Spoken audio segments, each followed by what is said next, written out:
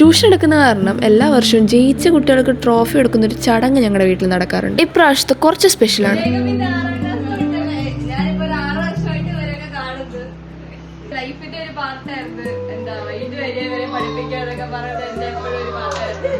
ഇപ്പം നിങ്ങൾക്ക് തോന്നും ഞാൻ എന്തിനാ ഈ പാസ്റ്റ് പറയുന്നതെന്ന്. അതെ, ഇനിയും തൊട്ട് ഞാൻ ട്യൂഷൻ എടുക്കുന്നില്ല. എല്ലാവരുടെയും ലൈഫിൽ ഒരു പോയിന്റ് ആകുമ്പോൾ ഒരു വലിയ ഡെസിഷൻ എടുക്കില്ലേ? എൻ്റെ ലൈഫിൽ ഒരു വലിയ ഡെസിഷൻ ആയിരുന്നു. പേടിക്കണ്ട, ഇപ്പം ഞാൻ കരയും.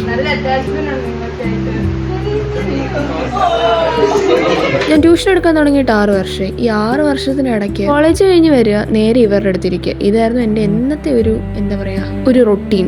ചില സമയത്ത് ഒരു ഫ്രസ്ട്രേഷൻ തോന്നിയിട്ടുണ്ടെങ്കിലും കൂടുതലും ഞാനത് എൻജോയ് ചെയ്തത്. ഞാനിപ്പോൾ എൻ്റെ എഞ്ചിനീയറിംഗ് കംപ്ലീറ്റ് ചെയ്തു. ഒരു 2 മാസമായി. എന്തെങ്കിലും ട്യൂഷൻ നിർത്തുമെന്ന് അറിയായിരുന്നു, പക്ഷെ അത് ഇത്ര പെട്ടെന്ന് നടക്കുമെന്ന് ഒട്ടും വിചാരിച്ചിരുന്നില്ല. എല്ലാം അങ്ങ് ഷടപടിയെന്ന്. പെട്ടെന്നാണ് എനിക്കൊരു ഇന്റേൺഷിപ്പ് ഓപ്പർച്യൂണിറ്റി കിട്ടിയത്. ഞാൻ അതിൽ പോകാമെന്ന് തീരുമാനിച്ചു. ട്രോഫി ഒക്കെ കിട്ടിയതിന് ശേഷം ഓരോരുത്തരും ഓരോന്നൊക്കെ സംസാരിക്കാനായിട്ട് വന്നു. ആദ്യമായിട്ട് ഇവിടെ വന്ന സമയം ആ ടൈമിൽ ഞാൻ എങ്ങനെയായിരുന്നു, പിന്നെ അവരെങ്ങനെയായിരുന്നു, ഇങ്ങനെ കുറേ കാര്യങ്ങൾ സംസാരിക്കാനായിട്ട്. പിന്നെ ഓരോരോ കലാപരിപാടികളായി, അവരവരുടെ ലോകത്തായി.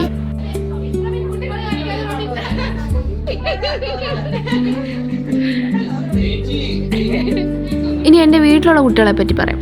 അത് കുറച്ചൊന്നും അല്ല, അത് എത്ര എണ്ണം ഉണ്ടെന്നറിയോ? 60 പേരാണുള്ളത്. ഈ 60 പേരിൽ 8 തൊട്ട് മുകളിലോട്ടുള്ളവരെ ഞാൻ പഠിപ്പിക്കും, ബാക്കി എല്ലാവരെയും അമ്മയെ പഠിപ്പിക്കുന്നത്.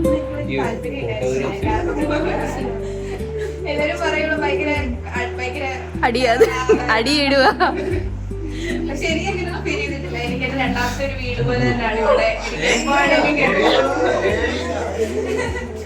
ആ പറഞ്ഞത് 100% സത്യമാണ്. ഇതുങ്ങള് ഞാൻ ട്യൂഷൻ കഴിഞ്ഞ് വീട്ടിൽ നിന്ന് പറഞ്ഞു വിട്ടാലും ഇതുങ്ങൾ വീട്ടിൽ പോത്തില്ല. പ്രത്യേകിച്ച് ഈ കഴിഞ്ഞ 12th ബാച്ച്.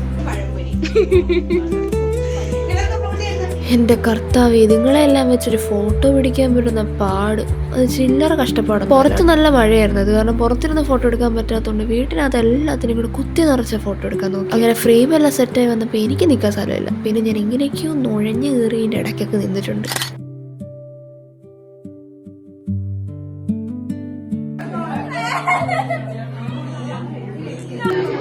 എന്തൊക്കെ പറഞ്ഞാലും അവരുടെ അടിയും കളിയും ചിരിയും ഞാൻ വഴക്ക് പറച്ചിലും ബഹളവും എല്ലാം ഉറപ്പായിട്ടും ഞാൻ മിസ് ചെയ്യും. For sure at the end of the day ഇവരെപ്പോഴും എൻ്റെ സ്റ്റുഡൻസ് തന്നെ ആയിരിക്കും എൻ്റെ മനസ്സിൽ.